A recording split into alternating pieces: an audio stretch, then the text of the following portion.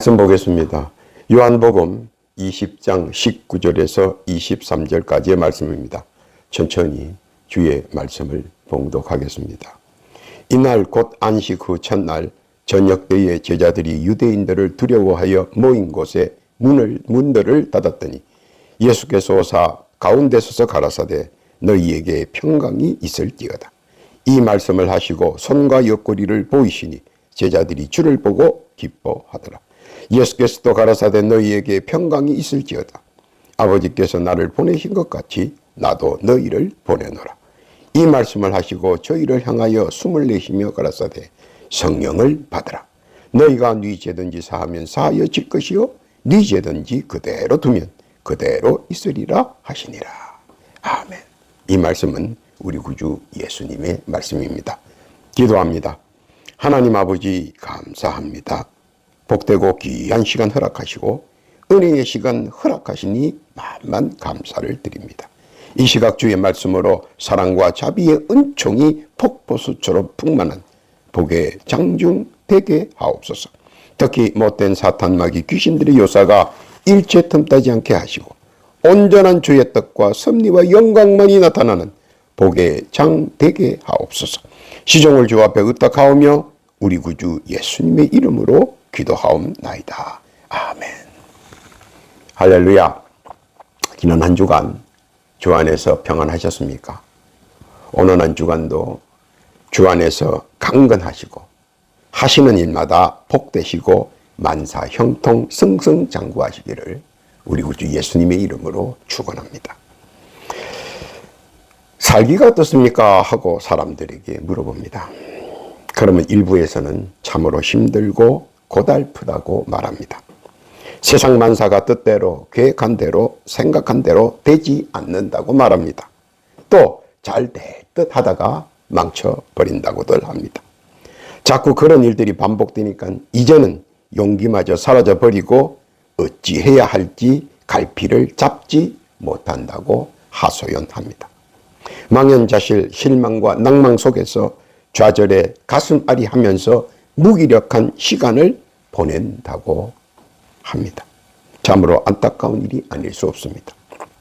또 다른 일부에서는 새로운 무엇인가를 찾기 위하여 안간힘을 씁니다.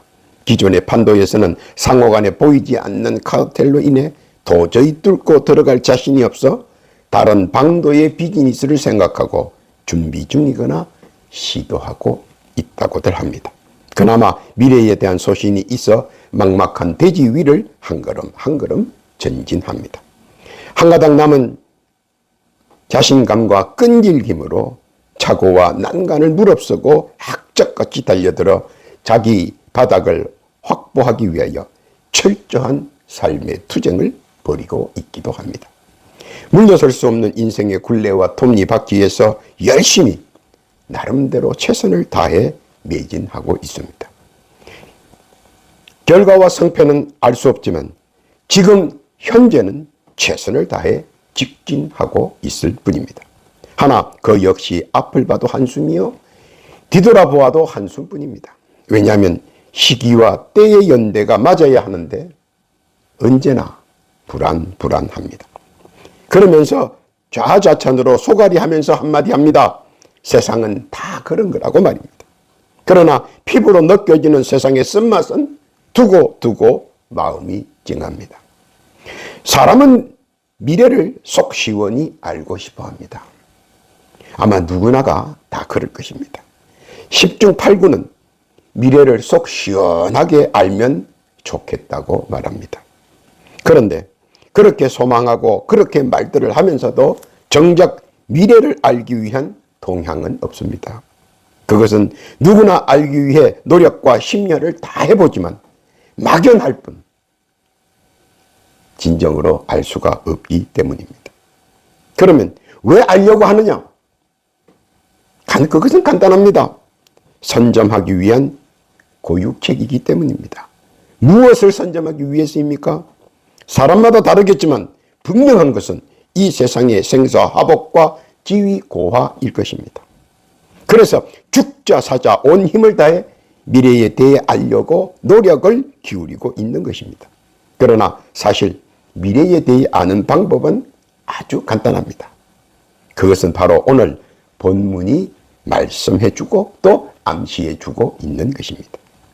믿음의 실상이 보이지 않는 미래를 보이는 미래로 탈바꿈할 수 있다는 것을 오늘 본문이 여실히 증거하고 있습니다. 그래서 그것이 무슨 뜻인가? 한번 주의 말씀을 살펴보면서 그 뜻을 살펴보고자 합니다. 첫째로 19절에 보면 부활 후 첫 만남에서 우리 예수께서는 평강이 있을지어다 축복의 말씀을 하십니다. 이는 과거사를 모두 사면하셨다는 뜻을 말씀하신 것입니다. 그 이유는 과거의 잘못으로 인해 가슴 아파하는 제자들, 믿음의 결정체인 믿음의 실상이 겟세마네 동산에서 여지없이 무너져 내어버린 비굴했던 모습들로 인한 후회와 가슴앓이를 예수님께서는 이 한마디로 모두 평안케 하셨다는 것입니다. 배신의 아픔도, 비굴했던 행위도, 외면하며 배척했던 무지함도, 또한 두려워했던 것들도 모두 이 한마디의 말씀으로 용서해 주셨다는 것입니다. 음격결에 당하는 자신도 모르는 사이에 빠져들었던 모든 과거의 행위와 행격들을 모두 용서함으로 도말해 주셨다는 뜻이기도 합니다. 그뿐만 아니라 다시 한번 재기하라는 축복의 의미도 함께 부여한다는 것입니다. 단 한 번의 실수로 세상을 향해 무릎을 꿇는 것은 너무나도 억울하기 때문입니다. 그래서 예수께서 친히 굳게 닫힌 문을 다시 열 수 있도록 호련히 가운데 나타나셨습니다. 실망과 낭망으로 인해 마음의 문을 매몰차게 닫지 말고 주님 앞에 나오면 말씀으로 다시 새 힘을 얻어 재기하라는 주님의 뜻이기도 합니다. 한때의 실수로 발목 잡히는 천추의 한보다 회개하고 용서함 받아 다시 한 번 더 웅장한 날개를 펴 재기하라는 주님의 뜻 보여주는 대목이기도 합니다.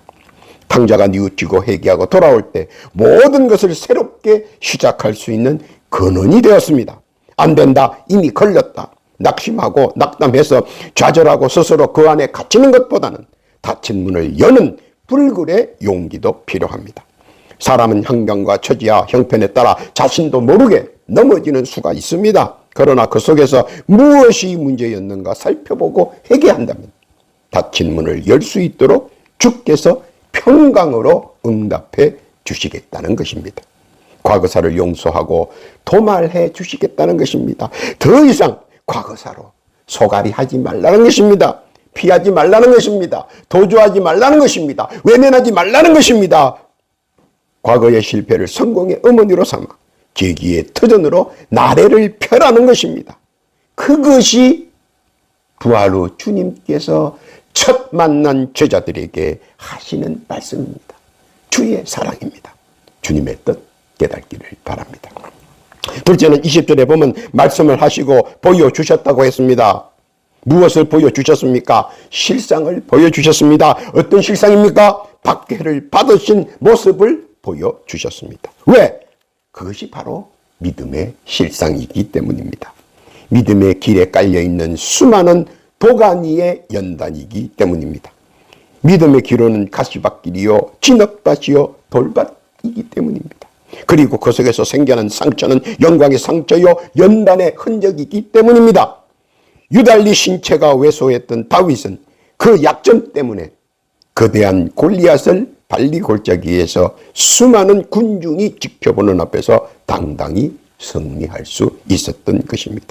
그것은 약점을 장점으로 변화시켜 주시는 하나님의 능력을 표현한 것입니다. 그뿐입니까? 격변하는 세상사에서 모진 역경을 이겨낸 역전의 용사들은 다 온몸 구석구석 마디마디마다 고스란히 영광의 상처와 흔적들이 빼곡히 쌓여 있습니다. 이 세상에서 자기 길에서 승리한 사람들은 모두 영광의 상처들을 몸속 구석구석 그 흔적들이 고스란히 다 남아있기 때문입니다. 그리고 모든 사람들은 첫 보면 압니다. 얼마나 많은 고행과 연단을 했는지 말입니다. 그것은 영광의 상처에서 그의 행동과 행위가 묻어 나오기 때문입니다. 믿음의 실상도 그 기로는 험난할 것이며 많은 연단의 상처와 흔적들이 곳곳에 빼곡히 남아있기 때문입니다. 발에 손, 몸마디 마디마다 온몸 구석구석마다 모두 그 흔적과 그 모습들이 고스란히 영광의 상처들을 간직하고 있기 때문입니다. 제자들이 예수의 고난찬 흔적과 모습을 보고 느낍니다. 그리고 이내 그 뜻이 무엇을 말하는지 깨닫게 됩니다. 믿음의 상처들을 감추지 말라는 것입니다. 믿음의 흔적들을 감추지 말라는 것입니다. 때로는 자신의 약점이 어떤 때는 자신의 최고의 강점이 될 수 있기 때문입니다. 왜냐하면 그 상처 속에 숨겨진 아프고 고통스럽고 쓰라렸던 흔적들을 주께서는 보고 읽고 계시기 때문입니다. 그래서 몸소 실천해서 보여주시는 것입니다. 디모데전서 3장 2절 이하에 보면 아무도 해방하지 말며 다투지 말며 관용하며 범사의 온유함을 모든 사람에게 나타낼 것을 기억하게 하라고 말씀하셨습니다. 신앙과 믿음으로 인한 영광의 상처들은 모두 주께서 갚아주시겠다는 것입니다. 위로와 사랑으로 그리고 은혜와 은총으로 말입니다. 우리 주님께서 하시는 그 말씀의 뜻 깨닫기를 바랍니다. 세 번째는 21절에 보면 평강이 있을지어다 축복의 말씀을 거듭 표하십니다. 그것은 미래에 대한 보상입니다. 아니, 미래에 대한 보장입니다.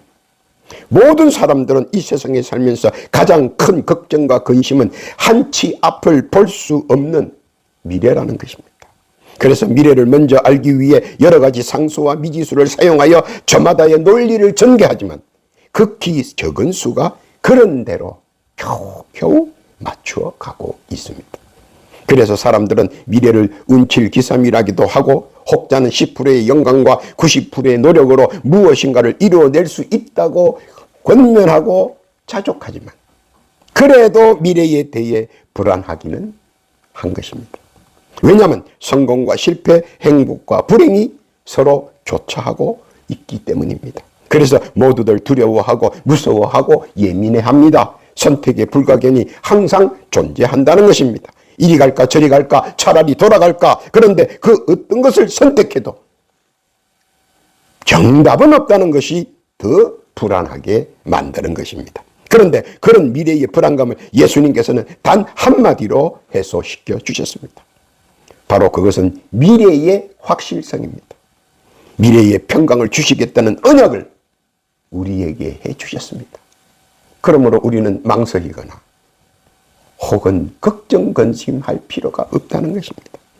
19절에 보면 과거사를 도말해 주시는 평강을 우리 주님께서는 제자들을 만나자 말자 부활 후 우리 사랑하는 주의 제자들을 만나자 말자 허락해 주셨고 21절에는 미래를 보장해 주시는 평강을 허락해 주셨다는 겁니다. 그러므로 주께서 하염없이 내려주시는 평강의 의미와 뜻을 잘 이해하고 새겨 들어야 한다는 것입니다. 그것은 무엇입니까? 바로 평강의 연결끈으로 꼭 붙잡고 미래를 자기의 것으로 펼쳐보라는 것입니다. 평강의 연결끈은 무엇입니까? 바로 복음과 사랑입니다. 우리가 미래를 보장받는 것은 복음이며 이는 예수 그리스도께서 값없이 내려주시는 사랑이기 때문입니다. 복음이 무엇입니까? 주 예수를 믿어 천국에 함께 있는 것입니다. 누가복음 23장 43절 이하에 보면 예수께서 이르시되 내가 진실로 내게 이르노니 오늘 내가 나와 함께 낙원에 있으리라 하시니라. 그리고 그 사랑 안에는 주께서 예비하신 은혜와 은총의 실상이 포함되어 있다는 것입니다. 마태복음 19장 26절 이하에 보면 예수께서 저희를 보시며 가라사대 사람으로는 할 수 없으되 하나님으로서는 다 할 수 있느니라. 그것을 믿는 자에게는 미래는 능치 못함이 없고 내게 능력 주시는 자 안에서 미래는 나를 자기 믿음의 실상의 주인공으로 만들어 주실 것이라는 사실 말입니다. 요한복음 14장 14절 이하에 보니까 내 이름으로 무엇이든지 내게 구하면 내가 시행하리라. 이것을 예수께서는 허락하시고 언약해 주셨다는 것입니다. 부활 후 일생으로 말입니다. 평강이 있을지어다. 그 말씀 안에 함축된 의미를 깨달아야 하는 것입니다. 믿고 깨닫기를 바랍니다. 네 번째는 22절에 보면 성령을 받아라 권면하십니다. 무엇을 받아야 할까요? 보혜사 성령을 받으라는 것입니다. 보혜사 성령이 무엇입니까? 요한복음 14장 16절 이하에 보니까 내가 아버지께 구하겠으니 그가 또 다른 보혜사를 너희에게 주사 영원토록 너희와 함께 있게 하시리니 저는 진리의 영이라 세상은 능히 저를 받지 못하니 이는 저를 보지도 못하고 알지도 못합니다. 그러나 너희는 저를 아나니 저는 너희와 함께 거하심이요 또 너희 속에 계시겠습니다. 내가 너희를 고아와 같이 버려두지 아니하고 너희에게로 오리라.